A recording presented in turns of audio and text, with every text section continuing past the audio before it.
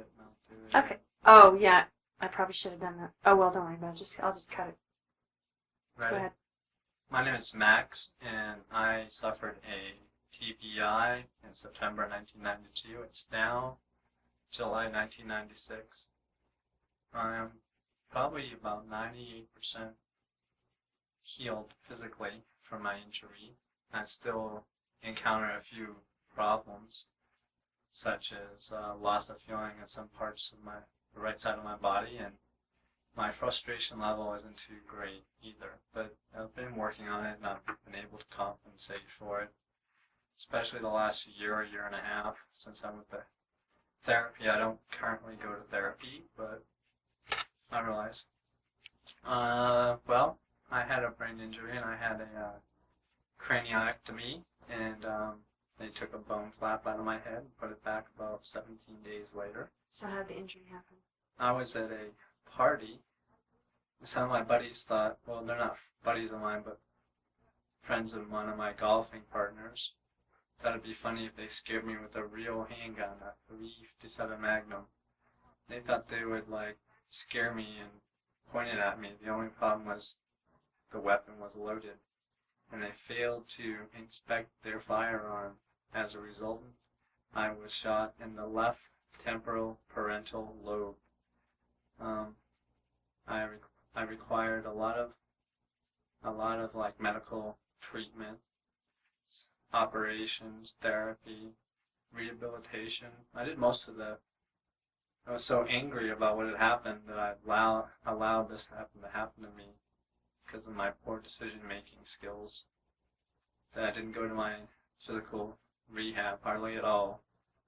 And so what were you like after the accident?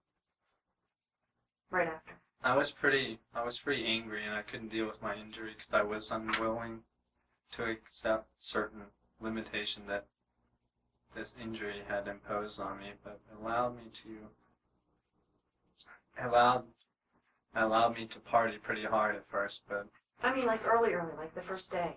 The first day, it was just like a dream. Like I knew something bad had happened because my mom and dad were at UMC, and my mom had come from New Hampshire, my dad was from California. And I really thought I was going to die, but I was on so many medications I didn't really realize how badly I was injured. I kind of knew what was going on, but I really wasn't like in a fully competent, mentally aware state. I knew what was going on. I knew I was in a hospital, but I didn't really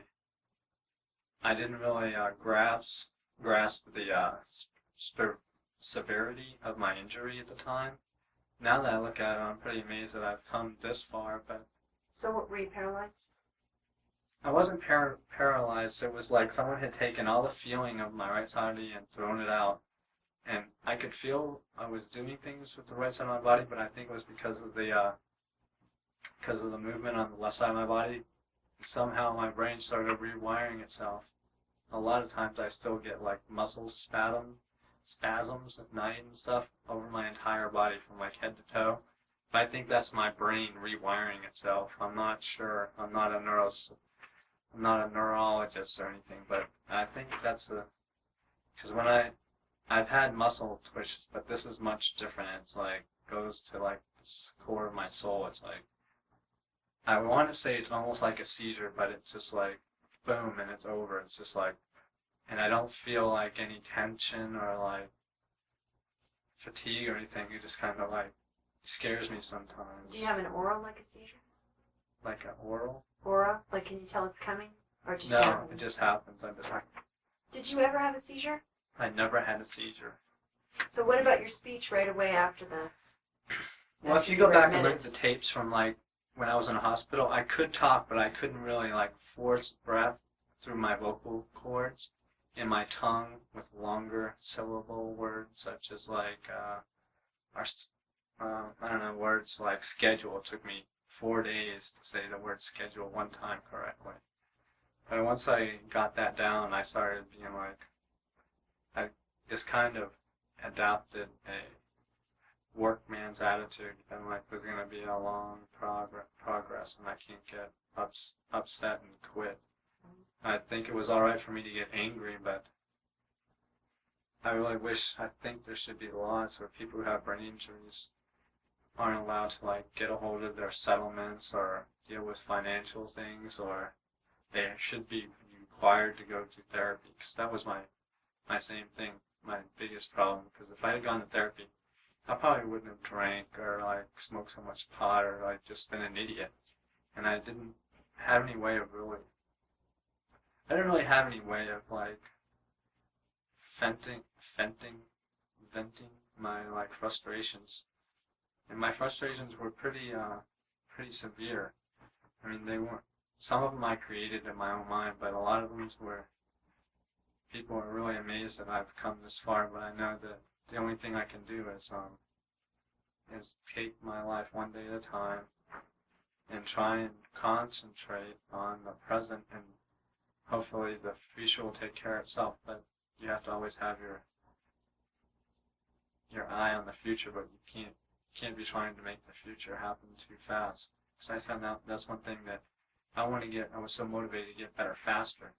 I tried to jump ahead of myself too much, and I like ended up dropping out of like courses in college, and I didn't really have a plan to what I wanted to do in school. I just knew it was important that I went back to school, and I thought maybe if I went back to school, it would kind of like foster a more rapid recovery of my TBI injury. So I just took whatever classes I wanted to. Now I realize that was a pretty dumb thing.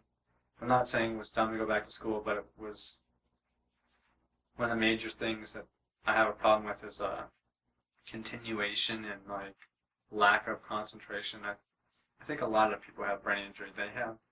They're not stupid. They just like they need to be not retrained, but like re-educated into ways to formulate plans, things you need to do, small things. Like one of the most helpful books that I've read since I've been injured is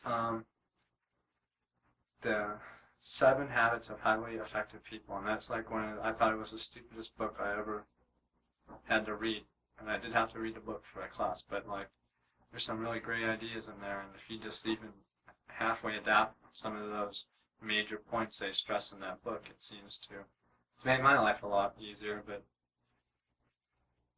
it's a good book. I want to ask you a few questions about your speech. How would you describe your speech right now? My speech is, from a layman's perspective, I have like very accurate and pretty good speech, but what gives you trouble? Longer words are especially hard for me. Is it always the same words? It's not always the same words, but like I haven't really been doing my. I don't have to go to get a speech therapist, but like reading. One thing that will help someone who had a brain injury and hadn't learned to speak again is like read the paper out loud, because there's only like 3,000 or 4,000 words they use in the newspaper over and over again. Like AP always makes sure I'll use these 3,000 or 4,000 words, and if you just get used to like saying them, and they try and like rearrange it so that it doesn't sound like they're like taking a phrase and doing it over and over again. They hate doing that, so that it's good that it kind of mixes up the combination, so it kind of stretches your like vocational like voice pattern. It kind of makes you, sometimes it'll be longer and sometimes it'll be shorter, but I think reading the paper out loud is one of the best things you can do. So did anyone ever say to you that they thought you had apraxia of speech? Well, people sometimes, trained professionals such as yourself, can detect some anomaly, or so that's the word, anomaly in my speech, but they can't be sure unless they come out and ask, and not too many people like to ask. I just wondered if because I know sometimes, like you say, especially if you're tired, you stumble. I wonder if what happens is that it comes out the wrong word or it comes out the wrong sound. So would it be like... Sometimes I'll be thinking of one word and I'll say the wrong word, but sometimes it'll be like, that happens very rarely. But sometimes it does happen because I think my brain has, like, the beginning and the root word and the prefix might be the same, but the end is like totally end. And I think my brain will like switch to automatic unless I'm really thinking about it and unless it's a word I use a lot. Like, I don't know, I don't know. I'm gonna utilize a pencil. I use the word utilize a lot, but and all I it's can say probably is practice. in some sentences utilize comes out fine, but in other sentences Right. utilize might. It doesn't depend on. It's not really the word. Sometimes it's the word, but sometimes it's just like the sentence structure and the word pattern, the word sequence will get messed up on me. I mean, like the sheik had six sheep. I mean, that's like no problem for me, but because I practice doing it a lot, like many times. But like some sentences, I just like whenever I get around like really cute girls or something, I get like speech kind of goes bad. But to And anyone what who about doesn't, alcohol? oh yeah, if you want to learn to speak again, don't drink. I mean, like if I have like one beer, my speech is messed up for like a day or two. And what happens to it? Messed up how? It like my speech won't, my voice will give out. Not what I mean by give out. I mean like I'm not able to coordinate like pushing air through my vocal cords, and it'll just be a little off. But even I mean, if say I had a beer right now, in 20 minutes my speech would sound like terrible to me because I'm like really acutely aware of it.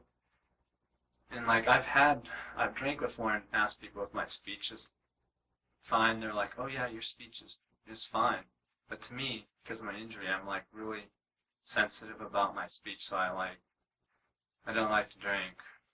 I mean, I've like the only time I've drank like in the last like year and 4 or 5 months is like I drank like a St. Patrick's Day, but like it affected me for like a week or two. I mean, the alcohol was I could just be like, oh, I felt so terrible. But now that I've been working out and stuff, I've been really working out for the last year, and I've like lost some weight and like reshaped some of my body parts. But I know that when I first started working out, I was like doing it because I was so angry. But now I'm like, don't have the anger, so I don't like really motivated to work out very much. But looking after yourself. I want you to do some things for me. sure. Okay, I want you to say pa pa pa pa pa pa pa pa pa as fast as you can. I want you to say ta ta ta ta ta ta ta ta ta as fast as you can.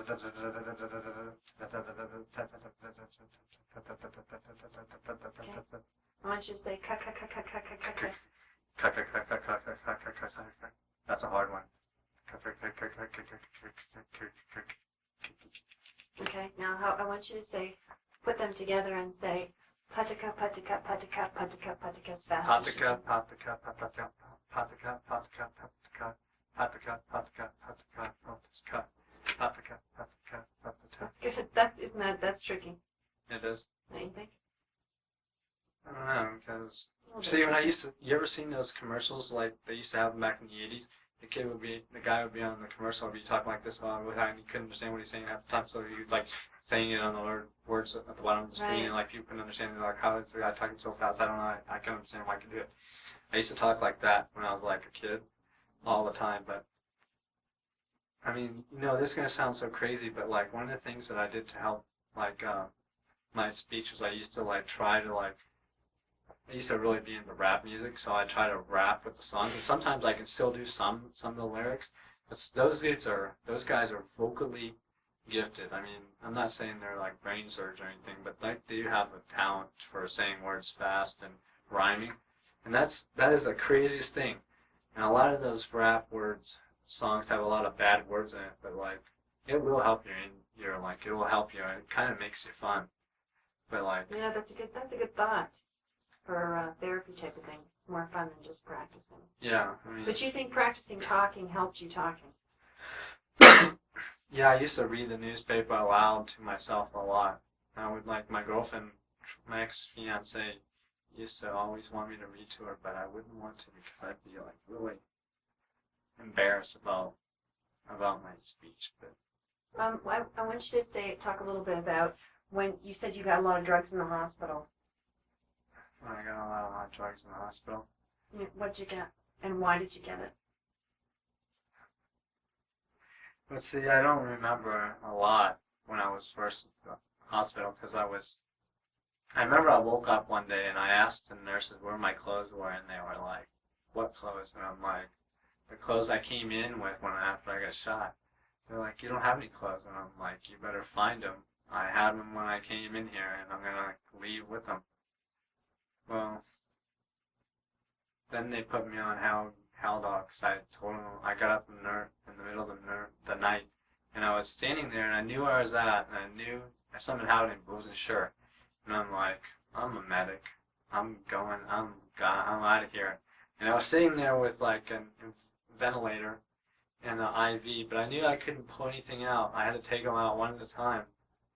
But then like I was standing there on the floor, and some nurse cruised by, and I'm standing there with like all my ventilator, and so I'm just standing on the floor. I'm like trying to figure out, like trying to remember. I mean, this is how brain damaged I was. I was like, didn't know what to start pulling out first. But I'm glad I didn't do anything because I forgot they pull up this little bag to keep your like intubation. You had a trachea, right? And I had like you had an oral. Yeah, I had a trach. I didn't have a trach. I had like a ventilator. And they have good thing I didn't pull it out because they blow up a little balloon to keep it hold down there. But I forgot about that. But the nurse saw me and made me get back in the bed. And the next day my friends came and I told them I wanted to bring me some clothes from my apartment, my roommates. And they were like, "Why?" I was wanting to leave the hospital, but I didn't realize I still had a bone flap. I still had like no part of my skull wasn't there. And I wanted to leave the hospital because I knew I wanted to pay back this guy who shot me. But I didn't. But I was so injured at the time, I forgot who shot me. I just knew I wanted to get out of the hospital. And I was like, that's when I started like acting out or something. I don't really remember that. But I remember when I kicked my dad.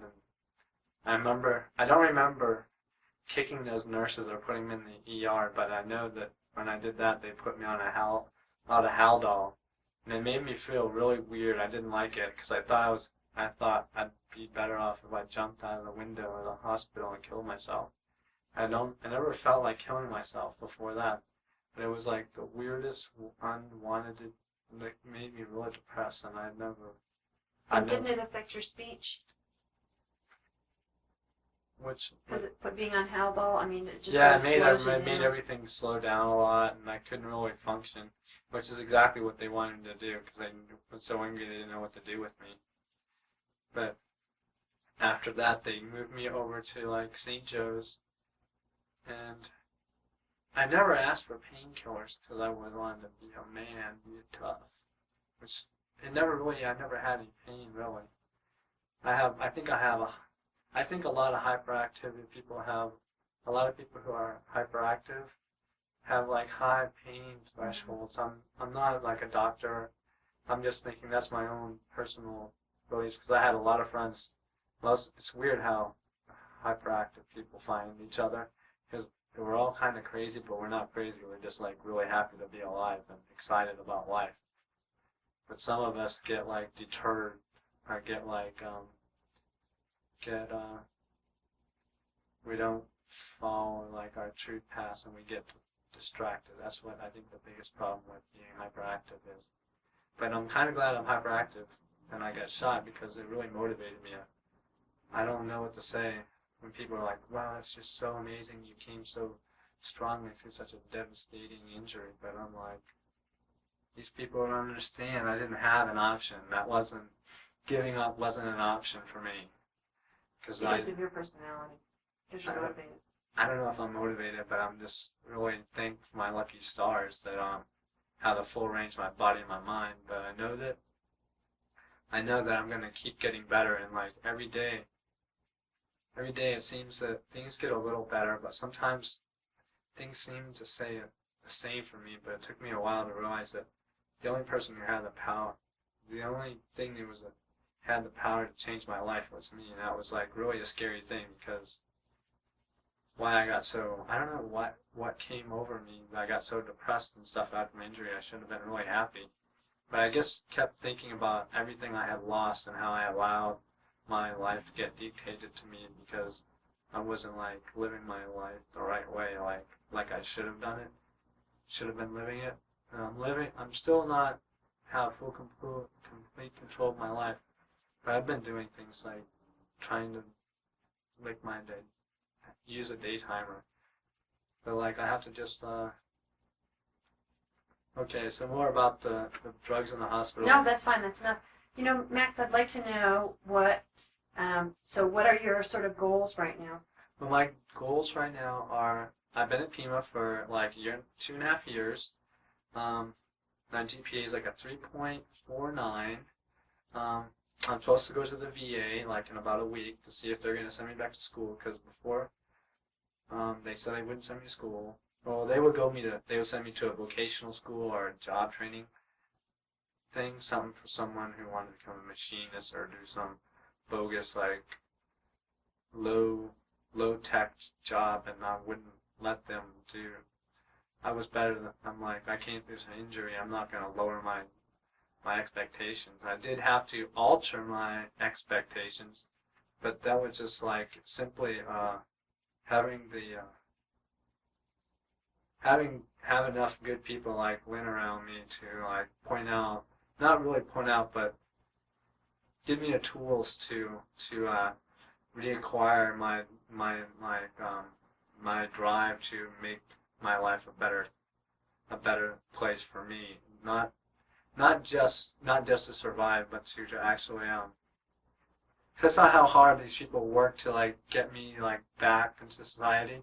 And I think of what